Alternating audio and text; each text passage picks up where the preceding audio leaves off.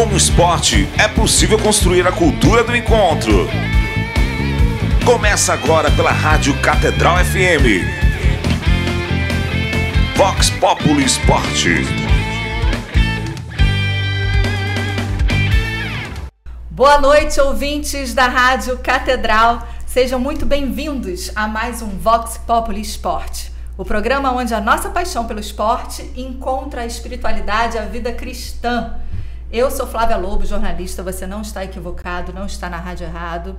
Leana está numa viagem muito especial, por isso eu vou conduzir a conversa de hoje. Essa viagem que ela está fazendo, ela está acompanhando a vinda da cruz original da primeira missa no Brasil, junto com o Padre Omar e a comitiva do movimento Brasil com Fé. É um evento histórico, eu diria assim, é super importante. Começou lá em Portugal, é uma iniciativa para nós católicos interessantíssima, mas para todo mundo que gosta de história, de cultura, que quer entender melhor a história do nosso país, a história das nossas relações internacionais com os outros países. Então, fica ligado aí na programação, no Santuário Cristo Redentor, nas redes sociais, você pode acompanhar tudo, e também nas redes sociais da Rádio Catedral e da Arquidiocese do Rio de Janeiro. Junto ao Santuário Arquidiocesano Cristo Redentor e ao Instituto Redemptor, o Movimento Brasil com Fé celebra os 525 anos da primeira missa no Brasil, terra de Santa Cruz. No sábado passado, dia 12, a cruz original da celebração já saiu em peregrinação do Museu da Sé, em Braga, lá em Portugal, e está percorrendo várias cidades. Hoje está em Lisboa e amanhã chega ao Brasil, em São Paulo. Dia 17 é a vez dos cariocas receberem a cruz numa missa lá na Catedral Metropolitana do Rio, às 9 horas da manhã. Por isso já marque aí na sua agenda, 9 horas da manhã, missa com a cruz da primeira missa celebrada no Brasil, na Catedral. Depois é a vez de Brasília, Belém, Salvador e, por fim, no dia 26, Porto Seguro e Santa Cruz Cabralha, na Bahia, culminando com a celebração dos 525 anos da primeira missa no país. Essa peregrinação também abre os festejos dos 200 anos do estabelecimento de relações diplomáticas entre Brasil e Portugal, iniciadas com o Tratado de Paz, Amizade e Aliança entre o Império do Brasil e o Reino de Portugal em 1825. Como eu falei, é um evento histórico, turístico e religioso que você não pode perder, não é mesmo, Padre Marcos Vinícius? Pode falar. Boa noite, ouvinte da Rádio Catedral. É de fato uma importância desse grande símbolo para todos nós, que marca a primeira celebração da Eucaristia hoje, podemos dizer, nosso território, e que na próxima quinta-feira santa, na missa na Catedral, na missa dos Santos Óleos, nós teremos a oportunidade de chegar e estar próxima dela neste sentido, né? Lembrando também que ontem iniciamos a Semana Santa com Domingo de Ramos, que temos uma abençoada Semana Santa para todos nós. Com a gente também Atos Moura, jornalista esportivo. Seja muito bem-vindo, Atos. Olá, gente. Boa noite. Obrigado mais uma vez pelo convite. Nosso banguense. A gente tem um botafoguense na mesa, um banguense. Agora eu não sei, ainda não perguntei qual é o time dele, mas com certeza deve ser um time, assim, digamos, no mínimo agitado, ágil, veloz. Deve ser porque ele gosta bastante desse assunto.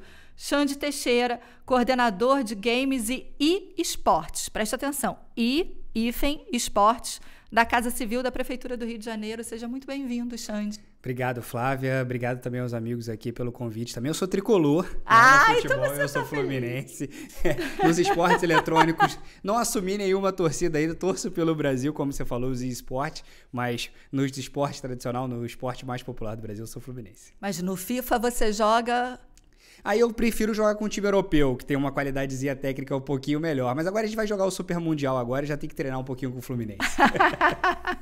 Você já imaginou, ouvinte, que uma partida de videogame poderia lotar estádios, movimentar bilhões, eu não falei milhões, não, falei bilhões de dólares, e transformar jovens gamers em verdadeiros atletas internacionais?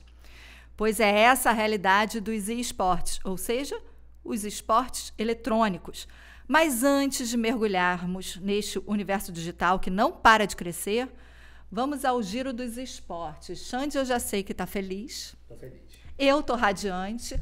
Agora eu preciso ir para o último daqui da mesa, pelo menos da mesa, da resenha, da tabela. Botafoguense, Padre Marcos Vinícius, nosso assessor eclesiástico da Pastoral do Esporte. Como é que você está com o Botafogo? Eu continuo bem com o Botafogo, né? Até porque eu sempre coloco que eu sou um botafoguense sadio, né? Infelizmente o Botafogo teve essa derrota para o Bragantino. Perdeu por 1-0, agora ocupando a 10ª posição, mas lembrando que o campeonato está começando agora, né? Ainda vamos para a 4ª rodada praticamente, e com isso o Botafogo ficando lá na 10ª colocação. O Vasco venceu por 3-1 o Sport no último sábado e está na 4ª posição da tabela do Campeonato Brasileiro, o Vasco com 6 pontos, né? O Fluminense, ele venceu o Santos, sim, ontem, né? E até mesmo no jogo com a presença do Neymar. Neymar, Ganso e Thiago Silva, né? Neymar, Jogão. Ganso e Thiago Silva, exatamente. E sendo muito bem marcado lá, acabou que saiu algumas faíscas, né? Entre ele e o seu marcador. E acabou que o marcador do Neymar foi ele que fez o gol no final. Tanto é que hoje muitos memes, né? Tem uma pergunta do Neymar para ele, né? Quem é você? E tem lá ele respondendo, eu sou o que fez o gol da vitória. É mesmo, Xande? Teve esse embate do Neymar com Samuel Xavier, lateral direito do Fluminense, e é um embate antigo, inclusive. Quando o Neymar teve a primeira passagem aqui no Brasil também, ele deu, na época, deu um drible desconcertante no Samuel Xavier. Ele ficou meio desequilibrado no chão lá. Né? Exatamente. E agora, anos depois, o Samuel Xavier, que teve um embate com ele durante a partida, foi ali no momento ali que ele cometeu uma falta e o Neymar deixou o braço, e aí o Samuel Xavier fez aquela cena que todo jogador de futebol faz quando é atingido no rosto, e o Neymar não gostou. O Neymar tomou um amarelo e foi pra cima dele pra dizer que ele não podia simular daquela maneira. Logo o Neymar dizendo que alguém não pode simular alguma coisa, né? Exatamente, o mundo girou, né? E aí ficou esse embate entre os dois, e no último lance do jogo, o Samuel Xavier pegou uma bola ali, uma recuperação da defesa do 50 minutos, né? Exatamente, a bola desviou e morreu no ângulo do goleiro do Santos. Quem dera se o Neymar fosse assim também na seleção, né? Exatamente. Se tivesse uma serinha no final do jogo, ele fizesse um gol, né? Mas eu acho que pra mim foi o primeiro jogo desse retorno do Neymar que realmente ele foi bem exigido até na marcação, porque nos primeiros jogos eu reparei que os adversários não chegavam assim tão próximos. Esse de fato ele foi bem testado no sentido até da sua própria paciência, né? Porque eu deduzo que em nenhum outro jogo os defensores não irão fazer diferente como esse lateral do Fluminense fez nesse jogo, né? Exatamente, ele tem uma marcação mais rígida e ele voltou muito para buscar o jogo, né? Sim, que também exigiu dele bastante fisicamente. Mas eu acho que o Neymar precisa ter um pouquinho mais precisa ser mais centrado psicologicamente dentro do campo, né? Qualquer falta, ele já cria um clima e aí a partida ganha emoção e ele também fica mais nervoso, também fica mais propenso a tomar cartões. Eu acho que se a gente está olhando para ele como cara da seleção brasileira para a Copa do Mundo, o Neymar precisa de um pouquinho mais de calma em campo. É mesmo, Atos, que tu acha? Eu acho que sim, é o que a gente fala aqui da estabilidade emocional, é um assunto que está em voga, sim. Mas é aquela coisa também, quanto mais astro você parece que um pouco mais distante disso você fica, né? E quando você trata de emoções, desse equilíbrio, assim, atinge todo mundo, né? E você demonstra isso dentro de campo. Se você estiver nervoso, você não vai jogar bem, se você estiver nervoso, você não vai trabalhar bem. Se você não estiver raciocinando bem, você não vai tomar as melhores decisões. E no futebol é a mesma coisa. Eu acho, assim, falando desse ponto de vista emocional, para toda ação você tem uma reação. Então, toda vez que você está muito nervoso, você acaba provocando na outra pessoa uma reação na mesma medida. E aí a chance de você tomar uma entrada, de você tomar um cartão, né? Você, de repente, sair lesionado do campo numa entrada mais agressiva, porque você está ali provocando, né, o seu adversário o tempo todo, e aí ser desfalcado numa seleção brasileira, digamos assim. E mais ainda, levar um cartão quando você tem uma pontuação para alcançar, né? E deixar certeza. o time todo dependendo de você. Foi o que aconteceu ontem. Ele saiu dali com o cartão amarelo. Ele, por si só, dentro de campo, ele já cria um centro gravitacional em torno dele, né? Até o árbitro, você vê que é mais rigoroso quando as faltas são em cima dele, até para preservar um pouquinho, que ele também é uma reserva técnica do futebol brasileiro, né? Ele já é o centro gravitacional do jogo e ele faz questão de aumentar a temperatura. E aí foi o que você falou, aumenta a temperatura para os outros e aumenta a temperatura para ele também. Para ele também, não tem E como. até porque ele passa a ser mais exigido pela própria torcida dele. Sim, sim. Né? Inclusive. Aquela coisa, se eu tô cantando de galo, eu preciso de como um galo, né?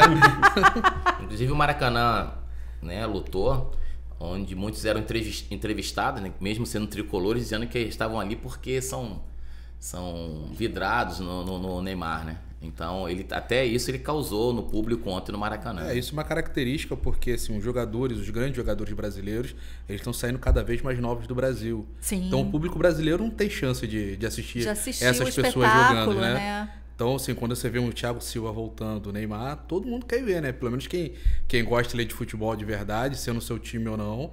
Não, você e vai ontem ali a pra gente assistir esses tinha jogadores. 3 jogadores de seleção em campo, né? A gente tinha Ganso, a gente tinha Neymar e Thiago Silva, né? Exatamente. E entre outros também que já passaram pela seleção Sim. brasileira também, tanto do Santos quanto o Tiquinho Soares, que foi destacado no Botafogo, o próprio Gil do Corinthians também, que ex-Corinthians, que está na equipe do Santos. Era um bom jogo ontem e o Fluminense teve ali uma surpreendente domínio. E é o segundo jogo só do Renato Gaúcho, né? Terceiro jogo, né? Segundo no Campeonato Brasileiro, terceiro jogo dele. E 100% de aproveitamento. Renato Gaúcho e Fluminense parecem ser uma boa dupla. O Xande você que está acompanhando a gente pela Web TV Redentor, deve estar vendo o sorriso de orelha a orelha do Xande. Sim. Xande está feliz, né? Feliz. Principalmente depois da saída do Mano Menezes. Só não está mais feliz do que eu, que estou sorrindo de orelha a orelha, graças ao Arrascaeta, a todo o time. Como é que foi ontem, na opinião de vocês, o jogo do Flamengo? Eu não Nosso assisti. técnico Não, acertou, não assistiu? assisti, Não acredito. Não assisti o jogo, mas Nem assim, pra eu avaliar na verificando depois. resenha? Não, mas eu verificando depois dos momentos. É claro que o Grêmio também acho que não vem bem, né? Ele não jogou bem. Assim, eu assisti os melhores momentos, né? E o Flamengo de fato foi superior no jogo. Tanto é que um dos gols do Arrascaeta, ele andou ali a metade do campo sozinho, sem ninguém marcar. Né? Ele foi sozinho até o gol e ele bateu pro gol, parecia que nem goleiro tinha, né? Por mais que ele colocou a bola bem no canto lá, mas para verificar que de fato ontem o Flamengo foi bem superior ao Grêmio, mesmo o Flamengo jogando na casa do Grêmio, né? Que é sempre um desafio jogar no sul do Brasil, tanto quanto o Grêmio quanto o Internacional. O Flamengo que vinha um pouquinho pressionado, principalmente por causa da derrota na Libertadores da América, né? Para um time que estava estreando na Libertadores, né? Então o Felipe Luiz estava um pouco pressionado, embora ainda há uma lua de mel entre a torcida e o Felipe Luiz, e principalmente a volta do Pedro, né? Para ficar muito de olho, porque o Flamengo tem a volta do Pedro depois de 7 meses, se eu não me engano, de lesão, uma lesão grave que tirou ele 7 meses do gramado. E o Pedro é um jogador que, além de fazer diferença em campo, ele faz diferença com a torcida. E aí a torcida vira aquele 12º homem em campo, né? E agora o Flamengo lidera o Campeonato Brasileiro juntamente com o Palmeiras, mesmo numeração de pontos, no entanto, vai se diferenciar no número de gols. Né? Só lembrando que o Caixinha, né, foi demitido do Santos. Né? Foi demitido do Santos. Logo depois do jogo contra o Fluminense. Já estava bastante pressionado e, como você falou, Flamengo e Palmeiras aí na liderança do Campeonato Brasileiro, e eu acredito que esse vai ser o cenário daqui para frente até o fim do campeonato. Flamengo e Palmeiras vão disputar esse título, claro que tem outras equipes também, como o próprio Botafogo. Eu acho que o Fluminense não briga pelo título, briga ali sobretudo para ficar na zona da Libertadores. No ano passado o Fluminense sofreu para não cair, né? Então a gente costuma dizer que a briga primeiro é pelos 46 pontos, mas eu acho que Flamengo e Palmeiras tem aí um degrauzinho à frente nessa disputa pelo título. Olha, a gente já está indo para o minuto final desse primeiro bloco, mas antes, Padre, já que você está com a tabela aí na mão, o Bangu está em qual colocação, Padre? Não, o Bangu não está aqui, não. Deixa meu Bangu fora disso. Deixa meu Bangu fora disso. Meu Bangu, infelizmente, não joga nenhum campeonato nacional. Esse ano foi rebaixado no Carioca. Acho que vamos deixar para o próximo programa falar do Bangu. Não tem um segundo amor, assim, no gramado? Não tem. O América é o segundo pelo amor de todo Deus. Carioca, Não, esse não é. Não existe isso. Não existe Mas isso. tanto ele como eu, quer dizer, se nós somos oriundos da Zona Oeste, com certeza nós sempre temos aí o Bangu um pouquinho no coração, né? Então acaba, por exemplo, o jogo do Bangu em Moça Bonita acaba lotando o estádio, entendeu? Mesmo nesse campeonato carioca, teve alguns jogos que o Moça Bonita ficou lotado, né? Esse ano foi um pouco, a questão do público foi um pouco...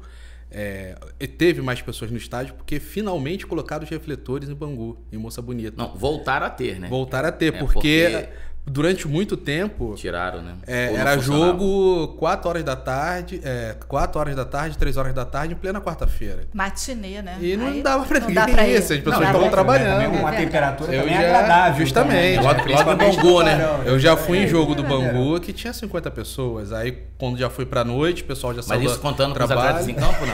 Quase isso. Olha só, a conversa tá excelente, mas a gente realmente precisa encerrar esse primeiro bloco. Nós vamos para um rápido intervalo e na volta a gente conversa com o Xande Teixeira, coordenador de Games e Esportes da Prefeitura do Rio. Não saia daí, a gente já volta. Estamos apresentando Vox Populi Esporte. Voltamos a apresentar Vox Populi Esporte. Estamos de volta. O Comitê Olímpico Internacional anunciou que a primeira edição dos Jogos Olímpicos de eSportes será realizada em 2027, na cidade de Riad, na Arábia Saudita. Inicialmente prevista para esse ano, tá? De 2025, a competição marca uma nova era, colocando os esportes olímpicos no centro do cenário olímpico. Xande, isso é um marco, né? É um marco, assim, para a indústria de esportes eletrônicos já vem aí em 10 anos em franco crescimento, né? Durante a pandemia teve um crescimento ainda mais robusto, né? De acordo com muito do cenário que a gente tinha, né? As pessoas não podendo sair de casa, então o mercado de games foi um mercado que cresceu muito.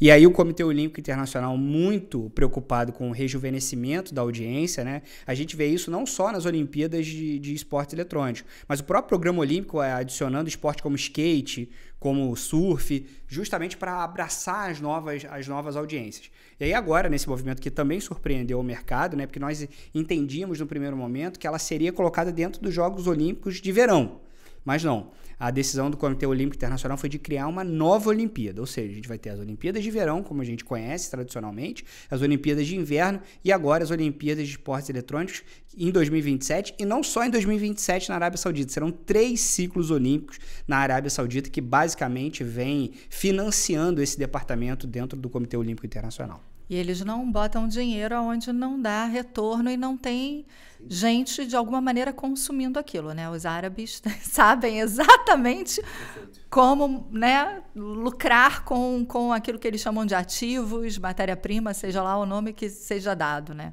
Agora, só para quem está acompanhando a gente, entender o que são os esportes e como que eles se diferenciam do esporte que a gente considera tradicional, casual, mais comum. Olha, esse é um assunto que rende algumas horas de debate. Mas vamos lá, os esportes eletrônicos, né? O que são esportes eletrônicos, ou esportes, ou até algumas pessoas chamam de e-games, até erradamente, porque seria uma redundância, né? Seria electronic games, né? E todos os games já são eletrônicos, né?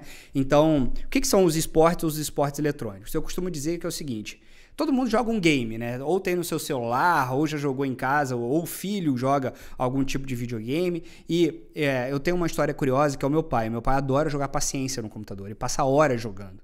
E aí eu pergunto pra ele: pai, você joga algum jogo, algum game? Ele: não, eu não tenho nada a ver com essa indústria. Eu falei: não, você passa 3 horas jogando paciência. Então, assim, às vezes a gente não se reconhece dentro dessa indústria. E game é tudo que pode ser jogado. O Candy Crush no celular, o Paciência no computador, o FIFA, que é um jogo de futebol, até os jogos mais elaborados, né? Jogos que imitam realidades, por exemplo, de uma pizzaria, de você ser um pizzaiolo, ou de você entregar uma comida. Tem jogo para todo tipo de gosto. Os esportes eletrônicos são todos os jogos que têm competições atreladas a eles e um calendário internacional. A gente, vou juntar o número aqui, se a gente tem 1 milhão de jogos, desses 1 milhão, 1.000 deles têm competições internacionais já desenvolvidas. É o que a gente chama de esportes eletrônicos. O FIFA, que eu dei aqui esse exemplo anteriormente, ele é um game e ele também é um esporte eletrônico. O Candy Crush, que a galera gosta de jogar no celular, ele é um game, mas ele não é um esporte eletrônico porque ele não tem competições atreladas. Ou seja, todo esporte eletrônico é um game, mas nem todo game é um esporte eletrônico. Então, quando a gente fala de esportes eletrônicos, são essa gama de games que tem competições internacionais atreladas. Atletas profissionais, times profissionais, campeonatos com regulamento definido. Então, esportes eletrônicos é a pelada do fim de semana contra o campeonato mesmo oficial, feito por uma federação ou por uma empresa especializada. Ou seja, não é mais uma brincadeira de criança. Não é mais uma brincadeira de adolescente, né? Exatamente. É uma brincadeira. Deixou de ser uma brincadeira para se transformar num negócio. Os esportes eletrônicos hoje movimentam bilhões mundo afora, né? Para a gente posicionar o Brasil nessa indústria. O Brasil é a terceira maior audiência de esportes eletrônicos do mundo, ou seja, o brasileiro gosta de consumir esportes eletrônicos. E a gente é a maior terceira audiência do mundo, perdendo em números absolutos para a China, o que é humanamente impossível. Qualquer debate com a China, isso é contingente populacional, e os Estados Unidos, que também é uma indústria bastante grande nesse lugar. A gente é a terceira maior audiência e eu diria que talvez a maior potência esportiva do mundo.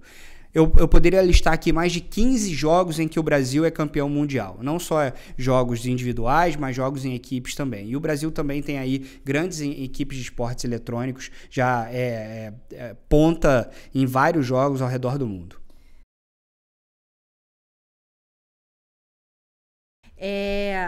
Eu queria saber de você o seguinte: o que define um jogo como e-esporte? É ter a competição, é ter aquilo tudo, mas, por exemplo, você tem que ter um desgaste físico, você tem que ter uma equipe, você tem que ter um treinador. Veja, para você disputar, eu vou fazer de novo paralelo com o futebol. Se você quer disputar o Campeonato Brasileiro, se você quer disputar o seu campeonato de bairro, você não precisa ter profissional. Você pode juntar ali os amigos para... Pode chamar o Padre Marcos, o Atos. Exatamente, pode chamar... Jogam bem bola? Dá pra ter no time? Então, se dá pra ter no time, tá convocado. É camisa 10 e faixa. Então, se você quer disputar o seu campeonato de bairro, basta você reunir os seus amigos, ter um técnico ali para decidir quais serão as substituições. Agora, se você quer jogar um campeonato federado, aí não, você precisa ter uma equipe, você precisa ter um treinador, você precisa ter jogadores profissionais. Então, o que diferencia um casual de um profissional é justamente a estrutura que está por trás disso. Se você faz parte de uma equipe profissional, existem esportes também que são individuais. Ou seja, você é o atleta. Basicamente, como é o tênis, por exemplo. Você tem um staff por trás, mas é só você que entra em quadro. Então, para a gente dizer que um game é um esporte eletrônico, ele precisa ter um contingente de competições regulares, né? Ele precisa ter um calendário, ele precisa ter um conjunto de regras aprovado por todas essas equipes. E, basicamente, hoje a gente tem aí de 20 a 30 jogos ao redor do mundo que tem competições não só nacionais, quanto internacionais. Então é isso que caracteriza um esporte eletrônico, quando a coisa vira profissional. Agora... você me perguntou do desgaste físico, não posso deixar de responder isso. A gente precisa discutir filosoficamente, eu gosto dessa discussão, o que é o esporte, né? O esporte, se você for considerar que é qualquer coisa em que você faz em alto nível que detém algum tipo de desgaste físico, o que a gente limita como desgaste físico? Tem um esporte olímpico chamado tiro esportivo que o atleta fica literalmente parado e a habilidade dele é acertar o alvo. É uma habilidade meramente mental. Acho que todo mundo aqui concorda, né? Sim. Os esportes eletrônicos é a mesma coisa, mas tem um esporte eletrônico em específico, que é o Just Dance, que você precisa imitar os passos de dança que está sendo mostrado na tela. Esse, a pessoa chega a suar. Então, realmente tem atividade física de alto rendimento. Então, depende do esporte. Mas eu acredito que dá pra gente colocar como esporte da mente. Assim como é o tiro esportivo, assim como é o xadrez. Então, basicamente é o esporte da mente. E a ESPN americana fez um experimento maravilhoso. Ela pegou um jogador de StarCraft, que é um jogo muito popular na Ásia, e colocou um atleta de MMA para fazer um experimento de reflexo. É uma espécie, igual um gol, que tem várias bolinhas que vão se acendendo e você tem que apertar as bolinhas que vão acendendo para saber perdido nisso. Quem era o cara que tinha mais reflexo. O StarCraft foi um jogo escolhido porque os atletas chegam a fazer 12 movimentos por segundo. Nossa Senhora. E entre o atleta de MMA que precisa se defender de golpes, Sim. Contra o atleta de StarCraft tinha mais propensão aos reflexos que o atleta tradicional. Então, precisa ter controle mental, mas também reflexos rápidos para movimentar, seja lá o seu personagem no jogo ou qualquer coisa do tipo, de forma ágil. E é isso que separa um amador de um profissional. Tô aqui. Eu já teria perdido nisso. Se Jorge acompanhar 2 luzinhas, eu já teria perdidaça nessa situação. Claro, a gente estava falando aqui, o Xande falou sobre questão de negócios. Eu relembrei aqui que recentemente, cerca de 2 anos atrás, eu assisti um filme chamado Tetris.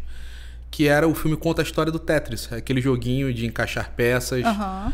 E eu lembrei dessa história porque a história é real. O Tetris foi desenvolvido por um russo durante a Guerra Fria. Envolveu espionagem, roubo de informação, tudo isso por causa de um jogo. E daí nasceu aquele Game Boy, que é aquele videogamezinho que, pelo menos na minha época da minha infância, hoje estou com 37, tá novo.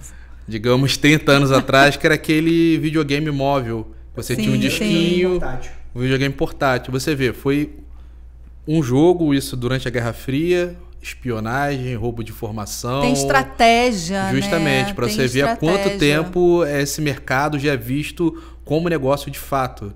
Assim, não foi uma coisa, um setor que chegou ontem, né? Ele já vem sendo construído há muito tempo. Assim, não é uma coisa que nasceu da noite pro dia, né?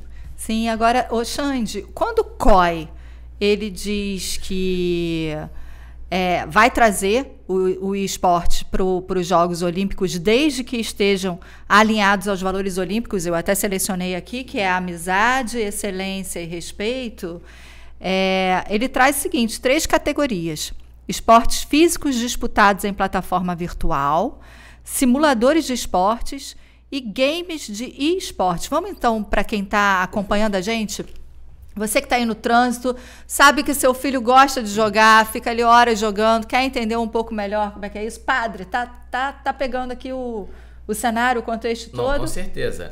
Não completamente todo, né? Mas é bom também que vamos aprendendo muitas coisas com as explicações, né? Olha só, quais são os esportes físicos disputados nas plataformas digitais? Bom, então, essa é uma grande dúvida nesse momento, né?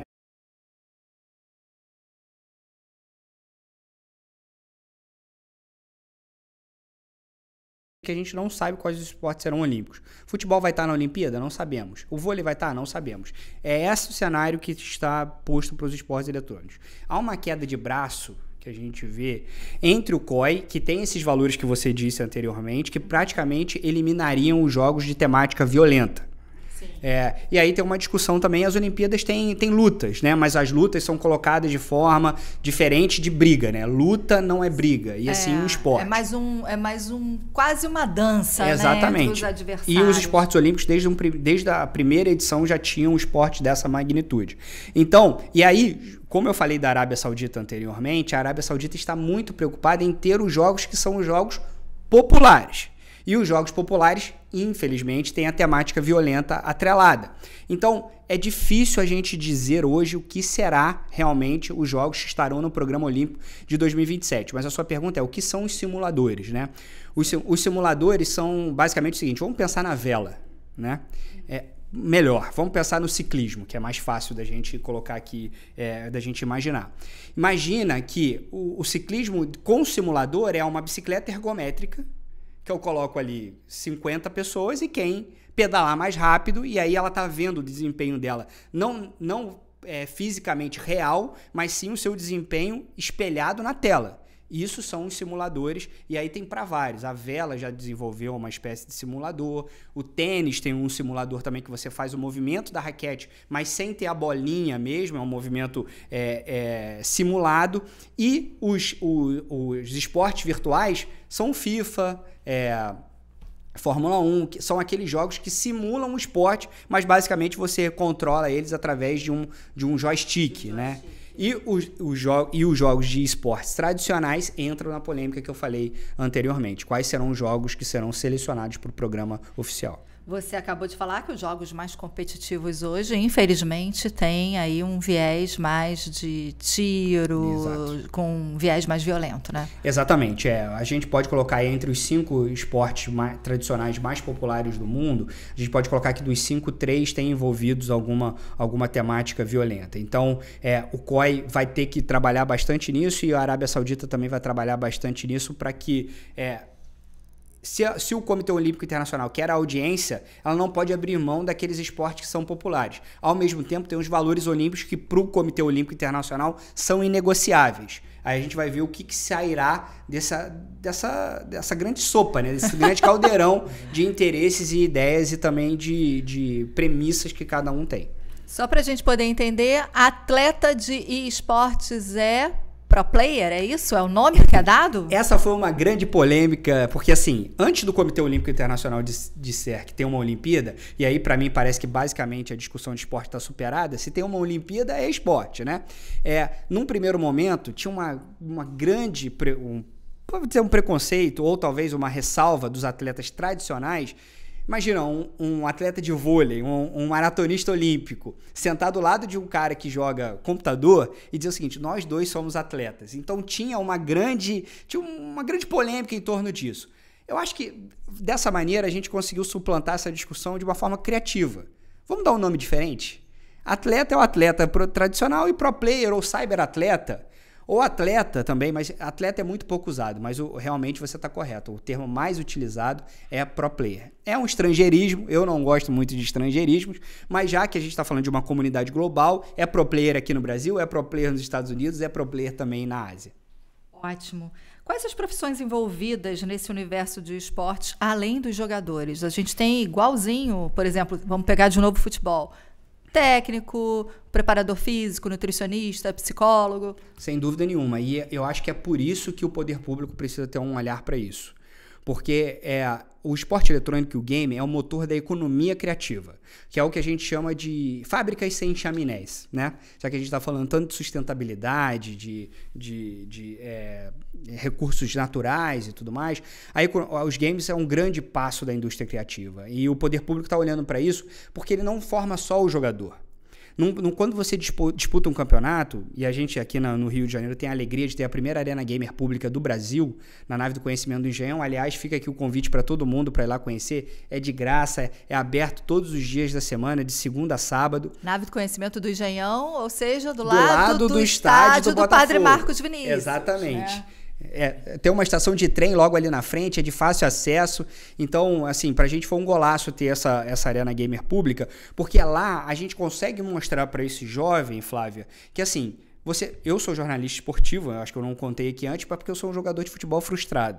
Ah, é? Exatamente, porque todo jornalista esportivo, Atos deve ser, Atos é jogador de futebol. Quem ser jogador de futebol também, Atos? Não de futebol, porque eu sou mais ligado a esportes olímpicos. Mas eu já quis nadar, não consegui, quis andar de skate, não consegui. Não é o futebol, mas pra mim são mais esportes que eu me frustrei. Com certeza. Então, tá vendo? Então, vou mais frustrado do que eu. A gente mostra pra esse jovem, Flávia, que ser profissional é pra poucos, né? Quantas pessoas não entram na escolinha e quantos saem profissionais? Mas, de alguma maneira, eu sendo um esportista frustrado, fui ser jornalista esportivo. Então, para um jogador que... mas eu não tenho técnica para ser um jogador profissional. Mas tudo bem, você pode ser um narrador, porque esses campeonatos são narrados, igual como é o futebol, como é o vôlei. Você pode ser o técnico dessa equipe, você pode ser o fisioterapeuta dessa equipe. A gente precisa lembrar que esses atletas são acompanhados de forma profissional por fisioterapeutas e por nutricionistas, porque vamos fazer o paralelo da Fórmula 1. 1 milésimo de segundo separa o vencedor do segundo lugar. No profissionalismo de esportes eletrônicos também é isso. Então o atleta também precisa cuidar da saúde dele para ele ter os reflexos mais apurados possíveis. Então equipes tradicionais têm nutricionistas, psicólogos, fisioterapeutas, tem um advogado que faz o contrato desse jogador com essa equipe, tem um técnico de TI que, como a gente está no estúdio aqui, precisa que o microfone funcione. Na competição de atletas profissionais de esportes eletrônicos, precisa que o computador funcione. E veja só, tem doping da máquina. Tem juízes que para evitar que alguém coloque ali um código, por exemplo, que te dê um benefício dentro do jogo, e já foi pego os jogadores tentando colocar pendrives no computador para conferir alguma vantagem para ele, tem árbitros também. Os árbitros ficam atrás dos computadores para ter certeza de que esses jogadores não estão trapaceando. Como isso se transformou numa indústria que vai ter uma Olimpíada, regras estão estabelecidas. Então, isso, o que eu quero dizer é que é um grande motor da economia criativa. E não só, quando o jogo acaba, precisa de um editor de vídeo para fazer os melhores momentos, precisa do social media para subir isso para as redes sociais. Ou seja, não é só o jogador é só a ponta desse iceberg. Então, por isso que é muito importante a gente desmistificar um pouco disso, porque fica parecendo o seguinte, mas meu filho será... Meu filho, minha filha, meu sobrinho, seja lá quem for, realmente ele vai querer ser jogador profissional mesmo, mas se ele não for jogador, cara, tem uma enormidade de oportunidades que essa indústria pode conferir a ele. Xande, você falou dessa nave aqui no Rio de Janeiro, né? Mas como é que no Rio de Janeiro, ou como município, ou estado, ou até mesmo no Brasil, nós estamos organizados nesse esporte? O poder público demorou a entender um pouco isso, né? E o Rio de Janeiro está na vanguarda desse assunto, né? Desde 2023, e justamente foi por conta de uma fala infeliz da ex-ministra do esporte, a Ana Moser. Na época ela era ministra do esporte, e ela disse que esportes eletrônicos não eram esporte, porque se a gente considerar que esporte, né, segundo as palavras dela, você se prepara para fazer alguma coisa, é como o show da Ivete. A Ivete também se prepara para subir no palco. Mas a pergunta fundamental ela não se fez. Mas a Ivete Sangalo não enfrenta a plateia. A plateia está com ela. Ela não está enfrentando um adversário, né, dentro daquele jogo. E foi uma grande polêmica dentro da administração dela, que foi curta. E não por causa disso, obviamente, por outras questões. E o prefeito Eduardo Paes aqui resolveu, então, olhar para essa área. Por que ele resolveu olhar para essa área? Porque, como nós falamos aqui, é um motor da economia criativa, né? O Rio de Janeiro é a capital cultural do país, né? Então, criatividade está no DNA do carioca, né? E criatividade e esporte também. O Rio de Janeiro é uma cidade que é muito afeita aos esportes. A gente teve aqui as Olimpíadas, né? E no futuro vamos ter as Olimpíadas de esporte também, não tenho dúvida. Então, por que nós olhamos para isso, padre? Primeiro, geração de renda e emprego, né? Principalmente quando a gente atrai os eventos estrangeiros. O Rio de Janeiro hoje é a capital mundial desses eventos estrangeiros. Nós recebemos nos últimos 3 anos 4 competições globais de esportes eletrônicos, uma delas reunindo mais de 20 mil pessoas na Farmacia Arena. Então, para a gente era importante atrair esse mercado, que basicamente estava todo indo para São Paulo. Então, a gente quer também disputar essa hegemonia com São Paulo, e hoje, com certeza, nos eventos internacionais a gente está à frente. E quando aparece uma Olimpíada, é a oportunidade de formar atletas olímpicos. E isso é política de Estado, né? A gente viu nas Olimpíadas anteriormente, na década de 80, 90, aquela questão da União Soviética com a China, com também os Estados Unidos, frutos de política de Estado. E aqui no Rio de Janeiro também a gente vai formar jovens para estar nas Olimpíadas, vamos trazer os eventos internacionais e também vamos promover aí emprego e renda para quem quer estar nos esportes eletrônicos, não só como jogador, mas também nas outras profissões. A gente vai para um rápido intervalo, aprendendo tudo sobre esportes com Xande Teixeira, coordenador de games e esportes da Casa Civil da Prefeitura do Rio de Janeiro. A gente volta já já. Estamos apresentando Vox Populi Esporte. Voltamos a apresentar Vox Populi Esporte.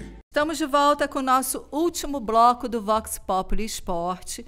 E como todo programa, a gente sempre traz a visão da igreja sobre o esporte, o papel que ele tem nas nossas vidas diariamente, não é, Padre Marcos Vinícius? Isso, continuando o que já estamos meditando sobre este último documento que nos foi apresentado, eu gosto de colocar aqui algumas características, né, que a igreja valoriza o desporto em si como um ginásio de vida em que as virtudes da temperança, da humildade, da coragem e da paciência podem ser interiorizadas e feitas próprias, em que é possível encontrar-se com aquilo que é belo, bom e verdadeiro, em que é possível testemunhar a alegria de viver. Então, eu gostaria de destacar essas 4 palavras, né, que tão importantes também para a prática de qualquer esporte, né? A temperança, a humildade, a coragem e a paciência, né? Que cada vez mais tenhamos mais atletas, né? Ou esse outro termo que vocês colocaram, né? Que realmente possam ter essas grandes virtudes, né? A temperança, humildade, coragem e paciência.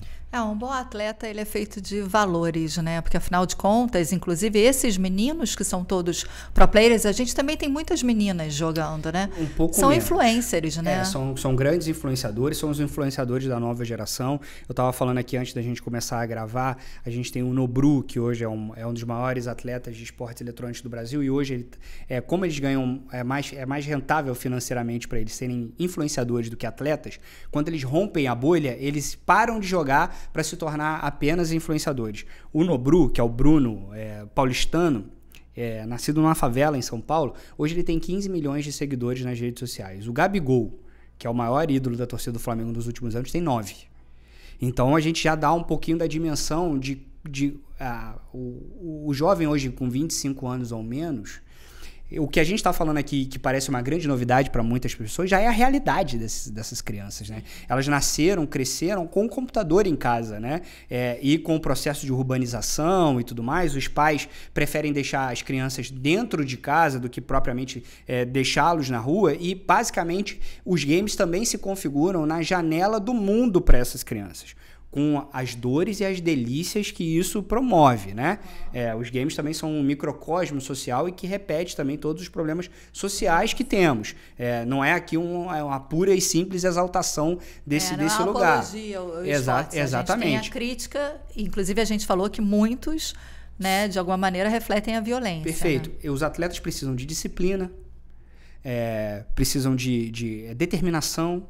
Então a gente está falando, o padre colocou alguns valores aqui, eu adicionaria também a disciplina desses atletas. Eles precisam treinar horas e horas por dia, né? Precisam ser determinados, porque um ídolo, um atleta não chega lá sem determinação, né? Como nos demais esportes, né? Sem dúvida nenhuma. Né? Mas o que eu adicionaria é tudo feito com equilíbrio. Né? Até mesmo para um jovem, um novo adulto que quer se tornar um atleta de esportes eletrônicos, a gente tem essa discussão para fazer, né? Não adianta passar uma madrugada inteira jogando, que não te fará o melhor jogador.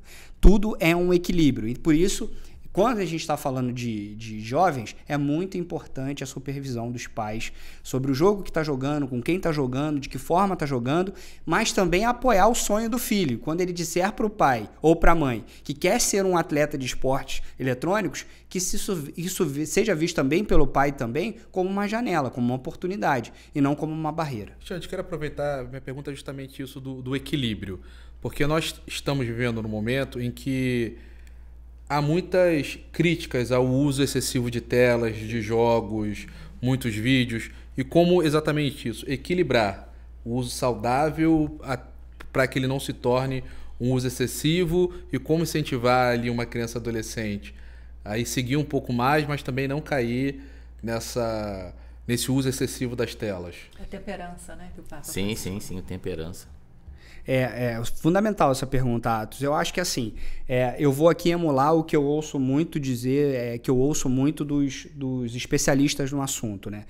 Não pode atrapalhar a sua vida. Você não pode estar deixando de ter as suas atividades normais da sua vida, seja ir à missa aos domingos, seja ir estar com os amigos também presencialmente. Quando alguma coisa toma toda a sua vida e você deixa de fazer as tarefas que são as tarefas normais da sua vida, ir à escola ou ir a trabalho, se relacionar com seus amigos, as suas atividades espirituais, se assim a gente pode chamar. Então, é equilíbrio, né? Então, da mesma forma que um atleta de futebol que quer se tornar um profissional não vai passar 12 horas jogando ininterruptamente porque isso fará mal para a sua saúde, o excesso de telas também né? Só que a gente tem uma questão aqui que eu acho que é uma pegadinha dessa história, que eu acho que a gente glamorizou uma coisa e promoveu uma perseguição muito grande à outra. Quando a gente fala que a gente vai maratonar uma série durante uma madrugada inteira, é visto como um lazer. Nossa, hoje eu vou parar no meu domingo, vou maratonar essa série, vou ficar aqui 6 horas olhando para uma tela, que é exatamente o que o jovem está fazendo quando está jogando videogame. está errado o jovem que passa 8, 10 horas na frente de uma tela, como também é um exagero também quando você maratona por horas e horas a fio uma série. Então, a gente não perseguir demais um lado, mas também não glamorizar o outro. Então, é equilíbrio. Desde quando você consegue encaixar isso como mais uma tarefa do seu dia. Você tem a sua aula de inglês, você tem a sua aula de música e também você quer ser um jogador profissional. Agora, se você quer ser um profissional dessa área, é óbvio que para qualquer profissão que a gente escolha, nós vamos precisar dedicar um pouco mais de horas para aquilo. Se eu quero ser engenheiro, eu vou precisar dedicar um pouco mais de horas à matemática. Se eu só quero ser um jogador de esporte eletrônico profissional, eu vou precisar dedicar um pouco mais de horas àquilo. Mas é aquele negócio, menores de 18 anos tem que ter a supervisão dos pais. Agora, há incentivo para os jovens de comunidades periféricas nesse universo? Você sabe de programas para isso? A Arena do Engenhão oferece cursos? Como é que é? Exatamente para isso que a Arena do Engenhão foi criada, Flávia. Os esportes eletrônicos a gente não pode perder de vista que são esportes elitistas. Né? Para você jogar, você precisa ter um celular. No mínimo, hoje você precisa ter um celular com banda larga. E um celular com banda larga, isso já coloca um corte social muito grande. Quando a gente está aqui num lugar de privilégio, em que o celular parece que é um direito nosso, né? Como assim você não tem um celular? Mas essa não é a realidade para todo mundo. E a Arena Gamer do Engenhão é justamente para a gente democratizar esse acesso ao lazer. Entendendo que o esporte eletrônico é, antes de tudo, um lazer. E também é função do Estado promover lazer de qualidade, inclusão digital, até uma proposta de emprego para ele. Eu sempre digo isso, Flávia, é uma espécie de bingo todas as vezes que eu vou dar uma entrevista ou coisa do tipo, que é uma provocação simples. E se o Pelé não tivesse sido apresentado à bola? Qual teria sido o destino dele? Acho que a grande dádiva da vida é a gente encontrar a nossa maior potencialidade, mas que ela seja nos apresentada. Imagina, se eu fosse um grande pianista, eu jamais iria saber que eu tenho esse talento. Eu nunca fui apresentado a um piano. Então a gente está apresentando novas bolas para esses jovens e tudo mais, que eles tenham acesso a isso e para que eles decidam, dentro da sua autonomia, se aquilo ali realmente é a razão de vida deles ou se não, ou se é só um lazer que também está tudo bem. A gente já está indo para o nosso 1 minutinho final, mas que dica você deixaria, qual conselho para quem sonha em ser um atleta ou um profissional de esportes? Primeiro é alinhar expectativas, Flávia. É saber que é um grupo seleto de pessoas que chega ao profissionalismo. Porque a gente vai precisar invariavelmente lidar com a frustração. Vocês devem falar de futebol aqui há muito tempo e tudo mais. E os atletas profissionais é aquele... Dos 100% que entram para ser profissionais, saem 1%. E desses 1%, só 0,5% vão chegar naqueles salários onde as pessoas querem estar, que é aquele estrelato. Então, assim, o esporte eletrônico ele também é um grupo seleto de pessoas, precisa de determinação, precisa de disciplina e, claro, você precisa também de uma boa orientação. Você decidiu o jogo que você quer jogar, você viu. Os próprios jogos têm uma espécie de ranqueamento dentro deles. Então, basicamente, você já sabe dizer, o jogo já te diz se você é um atleta que pode ser profissional ou não. Se você entendeu que você pode ser um atleta profissional, se você tem menos de 18 anos, é procurar o seu pai. Ou seu pai, ou sua mãe, seu tio, sua tia, e dizer para ele o seguinte: olha, eu acho que eu tenho talento nisso, como eu posso fazer para me desenvolver? Se você é maior de 18 anos, aí é procurar uma equipe, tentar fazer um teste, que hoje basicamente já existem aí as peneiras, assim como existe para o futebol, também existe para os esportes eletrônicos. Xande, muito obrigada pela sua participação agradeço, aqui no Vox um Populi Esporte. Seja sempre muito bem-vindo. Volte para trazer mais novidades. Atos, obrigada também pela participação de sempre, viu? Eu que agradeço. Aproveitar e desejar uma feliz Páscoa para os nossos ouvintes e nos encontramos na semana que vem. Isso aí. Padre Marcos Vinícius, muito obrigada também pela sua participação. Eu que agradeço a presença e essa explicação aí do Xande, né? Pois que realmente deixa né? a gente assim até entusiasmado a começar a jogar algo, né? Vai nem que seja um Candy Crush, né, padre? Qualquer coisa eu vou começar a procurar também, mas obrigado aí até pelas orientações, né? Porque acaba sendo uma novidade para todos nós nessa nossa realidade, né? Porque a gente está tão acostumado a falar tantos outros esportes e essa novidade pra gente, né? E é a geração atual. Seus coroinhas todos devem com saber certeza, isso, não, né? com certeza. É verdade. todos deles ali, depois da missa ali, devem ser... E antes da missa também, quando o padre não chega, né? Enquanto o padre não chega, tá todo mundo lá no celular, né? Sim, sim. Pode ser. E obrigada a você também, ouvinte da Rádio Catedral, que nos acompanhou esse tempo todo aqui no Vox Populi Esporte. Curtiu o bate-papo? Então siga o Vox Populi Esporte nas redes da Rádio Catedral FM. Nós estamos no YouTube, no Facebook e em todas as plataformas de áudio. E lá você também pode conferir os programas anteriores. Nós nos vemos na próxima segunda-feira, mas antes, claro, a nossa bênção final com o Padre Marcos Vinícius. Nós que começamos ontem a Semana Santa, com o Domingo de Ramos, deduzo que todos devam ter participado, e na bênção dos ramos em alguma praça e depois em procissão até a própria matriz ou algum outro local, para que pudesse celebrar a Eucaristia. Que tenhamos uma abençoada semana, que para todos nós cristãos é a maior semana, porque vai nos levar para aquilo que temos de mais importante na nossa fé, que é o Cristo ressuscitado. Concedei, ó Deus, ao vosso povo, que desfalece por sua fraqueza, recobrar novo alento pela paixão do vosso Filho, que convosco vive e reina na unidade do Espírito Santo. Amém.